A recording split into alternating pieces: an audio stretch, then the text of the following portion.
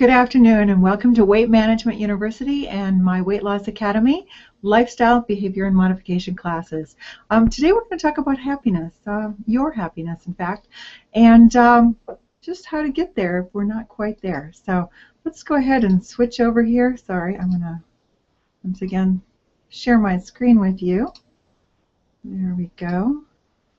All right, the happiness factor, how to get there if we're not already there. Well, let's ask yourself that question. Start off with, are you happy? Well, happy people, or the traits in most happy people, are they are fun to be around. They also seem to have more friends. They're typically able to find the good in any situation, and they don't blame others for their problems. They rarely complain, in fact. They're generous, they're kind, and they practice what they preach. Are you able to say, yes, that's me, to at least maybe half of those? If so, chances are you're genuinely happy. If not, what does it take to get there? So, first of all, we're going to talk a little bit about why we are always looking for happiness. People wish you a happy New Year, or a happy Valentine's Day, happy Easter, whatever. They never wish you an unhappy anything, do they? We all want to be happy. I think that's innate. We want to be happy. Well, why? Why do we want to be happy? Evidence has been found that happiness is beneficial for several different health reasons, actually.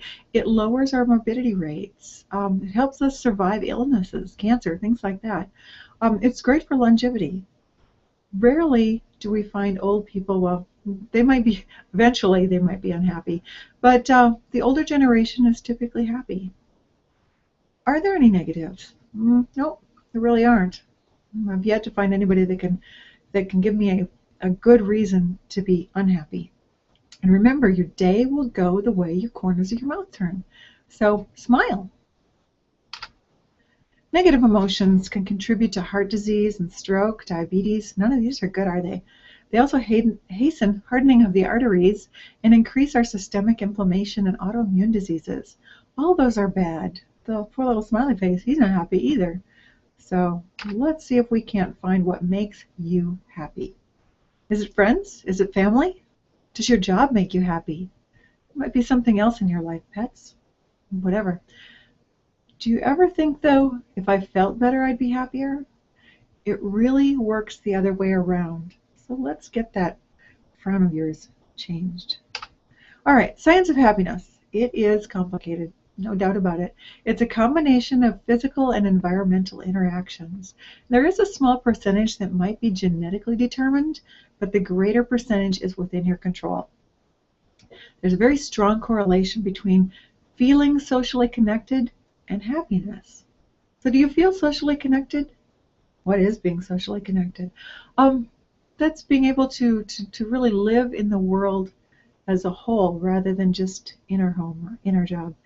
So we want to be socially connected. We have to practice being happy. If it doesn't seem to come naturally, we can practice. It is within your control. You're going to tell yourself this over and over again. Remember, whatever we repeat over and over again like a mantra becomes true. So we're going to be your own spin doctor. You may not be able to change the action or what happens to you over and over again, but only you can decide on your response to that. So we want to make sure that the rest of your life is memorable, not just average. So we're going to follow a few strategies here. They're called happiness enhancing strategies. Let's start with one. Count your blessings. Give thanks for what you do have.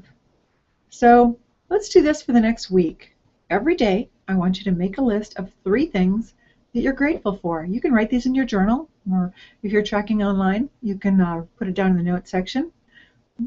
Put it wherever you want, really, but make a list of 3 things that you are grateful for. Take 2 minutes out of your day, that's not very much, but 2 minutes out of your day to write about a positive experience. And this could be today, it could be yesterday, I don't care really when it was, but take 2 minutes. Write about that positive experience. Use adjectives.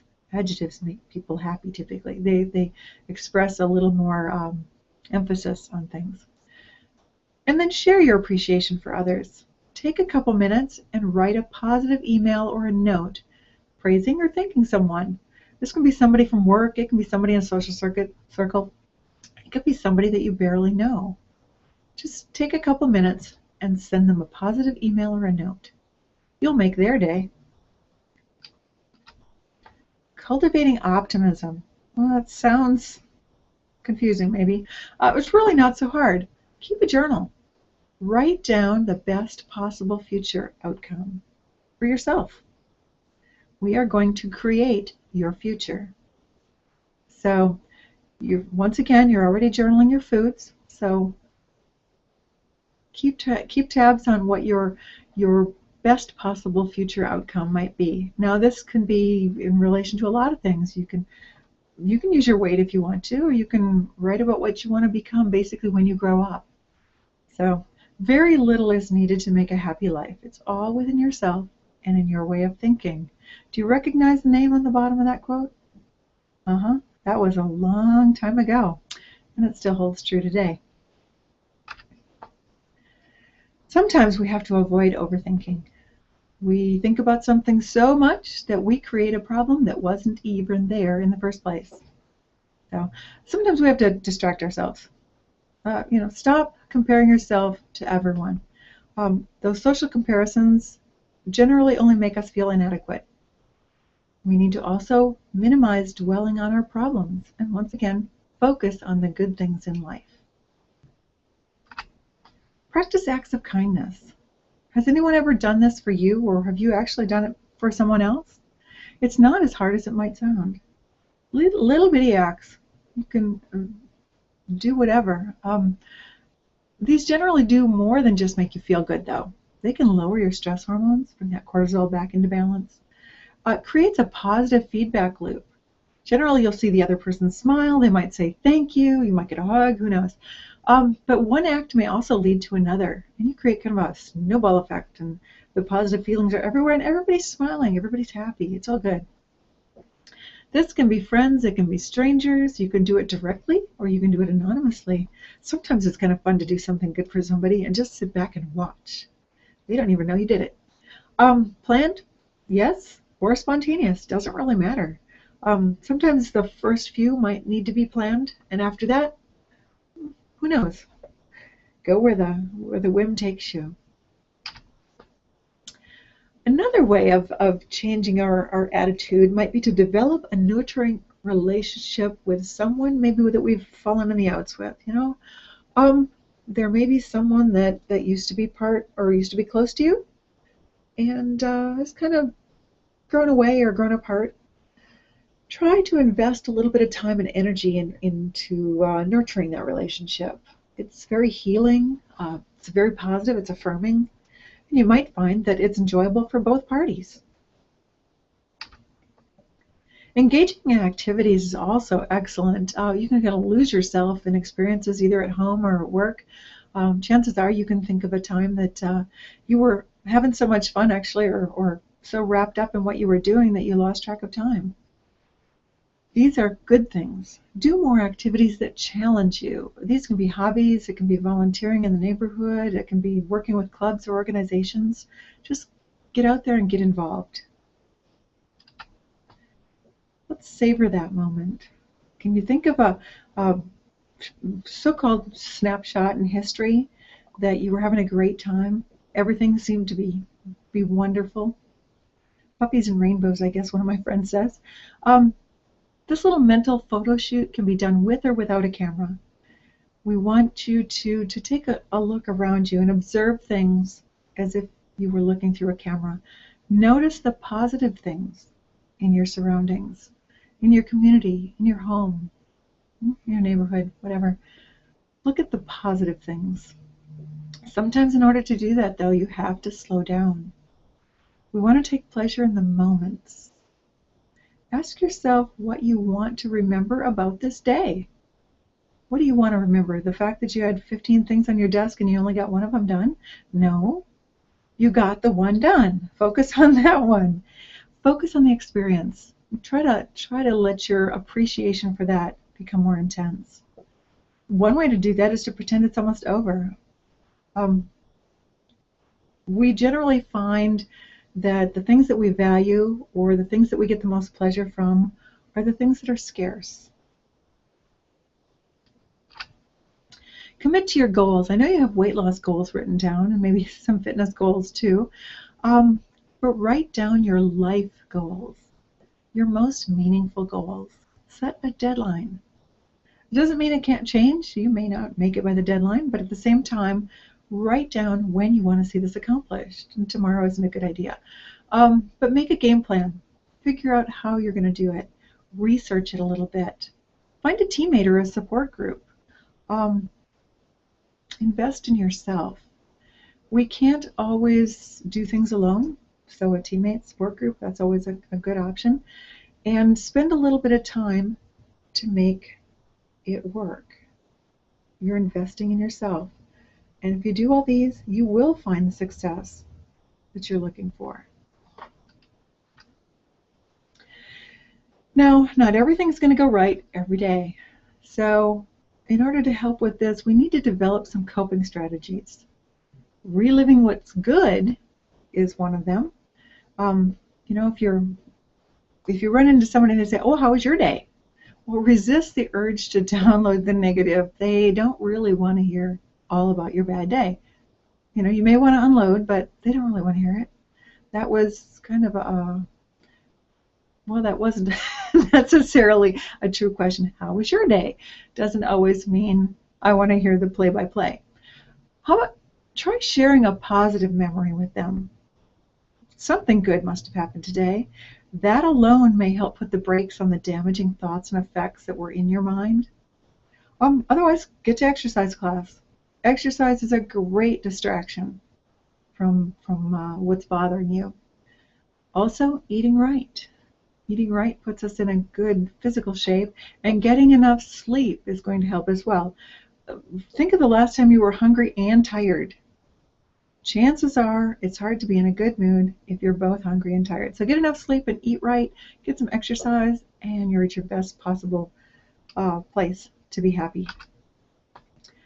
Learn to forgive.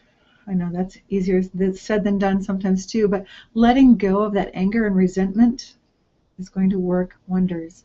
Forgiveness is not something that we do for others. We really do it for ourselves. It's to get well and move forward. Sometimes writing it down in your journal, just letting go of it will be good. Write a letter. Don't mail it, just write it. Stand in front of a mirror and have a two-sided conversation with yourself. It's kind of fun. You'll find yourself laughing, but play devil's advocate if you must, but play both sides of the conversation and see where it takes you. All right, let's do a little 1-minute meditation. It might not even take us 1 minute. But certain postures have a physiological benefit. So I want you to sit up nice and tall in your chair. Put your shoulders back and kind of down. And we're going to breathe. So this is hopefully going to lower your blood pressure and your cortisol levels. Okay, sit with your hands in your lap, palms up. Put your feet out in front of you, kind of stretch them out. Put your heels on the ground and let your toes kind of hover in the middle or in the air. All right, now I'm going to take it from here. So you close your eyes. Let your shoulders relax and let your jaw kind of go slack. Let the muscles in your face relax. And now we're going to breathe deeply. So I want you to breathe in to the count of 3. 1, 2, 3, and exhale to the count of 6. 2, 3, 4, 5, 6. Did you make it? Concentrate on breathing in and out. Breathe in and out through your nose. In nice and slow, and out even slower. In and out. Nice and slow. Just breathing and concentrating on your breath. Listen to the breath as it goes in and out of your nose. Nice and slow. You can come back and do this again in just a little bit. And if you like to have someone lead you, come to yoga on Thursday night. Anne's wonderful, and she'll have you breathing and relaxing in no time. We'll make a spot for you. Take care of your body. Sweat's a good thing. It really is. Exercise reduces stress. And it works not only for that moment, but for some time after that as well. It also may create a resistance to stress in your brain cells. All good. Take a joy break. You know, we used to call exercise recess. We always wanted to go to recess. It's natural to try to cut back on fun when we're busy, but 15 minutes. Give yourself 15 minutes. That's like less than 2% of your day. 15 minutes. Engage in some leisure activities. It could be something as simple as working a crossword puzzle. You know, you don't have to necessarily break a sweat, but head out the door, take a walk. It's going to lower that blood pressure and cortisol level. So, all good. And remember here, a little bit of happiness, well, it can create a whole lot of havoc out there. It can create smiles and optimism, a sense of self-worth. It can help reduce depression, and it helps improve health. So go out there and wreak havoc. Make somebody happy. You'll be happy in the long run. So please pass it on. All right. If you've got any questions regarding this webinar, or you've got any comments, whatever, email us at success@cfws.com, or just stop by and see us. You can also give us a call. The number is 757-873-1880, and we will see you again soon. Until then, take care. Don't forget to smile.